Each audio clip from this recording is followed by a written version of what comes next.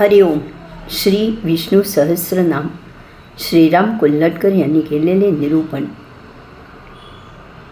इष्ट हा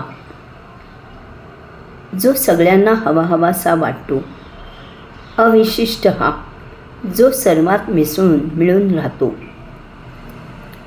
शिष्टेष्ट हा शिष्टांना, सभ्यांना, सज्जनांना, विद्वानांना आवडणारा, हवासा वाटणारा किंवा चांगले लोक ज्याला आवडतात असा किंवा भली माणसे ज्याचे पूजन करतात. ही भगवंताची सर्व नामे एकमेकांस पूरक असल्याने, यांचे अर्थ एकमेकांत गुंफलेले असल्याने यांचा एकत्रितपणे आपण विचार करूया. या नामांच्या निमित्ताने समर्थांच्या मनाच्या श्लोकांची आठवण होते. समर्थ म्हणतात, सदा आर्जवी प्रिय जो सर्व लोकी, सदा सर्वदा सत्यवादी विवेकी, न बोले कदा मिथ्य वाचा त्रिवाचा, जगी धन्य तो दास सर्वोत्तमाचा. दिनाचा दयाळू, मनाचा मवाळू, स्नेहाळू कृपाळू, जनीदास पाऊ, तया अंतरी क्रोध संताप कैचा, जगी धन्य तो दास सर्वोत्तमाचा.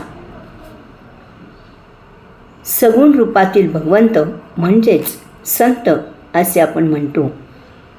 आत्यंतिक शांती, प्रेम आणि आनंद म्हणजे संत. आपण जर संतांची चरित्रे अभ्यासली तर त्यांच्या जीवनात हे गुण प्रकर्षाने आढळतील.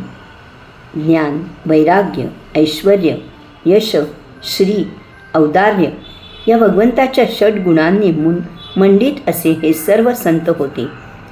सामान्य जनांच्या हिताचीच काळजी वाहणारे फक्त आणि फक्त संतच असतात. बुडती हे जन देखवेना डोळा असे तुकोबा म्हणून जातात.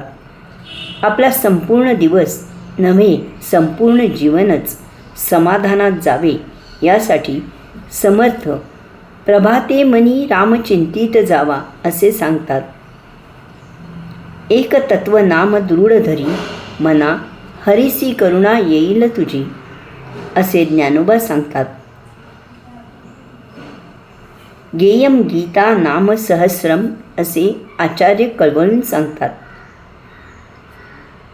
आवडीने भावे हरिनाम घेसी, तुझी चिंता त्यासी सर्व आहे.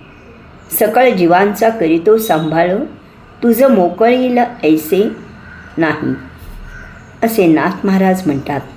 या सर्व काव्यपंक्तीमधून आपल्याला जाणवते की समाजातील सर्व थरातील लोकांना, त्यात सज्जन, दुर्जन, विद्वान, अडाणी या सर्वांना भगवंताचे सगुण रूपातील संत फार प्रिय आहेत. ज्याने हा सर्व ब्रह्मांडाचा पसारा आनंदासाठी मांडला त्याला आपण दुःखी असावे असे कसे वाटेल. त्यासाठी त्याने जे काही नियम घालून दिले आहेत ते आपण समजून घेऊन त्याप्रमाणे आचरणाचा प्रयत्न करूया. म्हणजे वरील नामांच्या पाठीमागे असलेले गुणविशेष आपल्यातही उतरतील. आपणही सर्वांना हवेसे वाटू. हरिओम.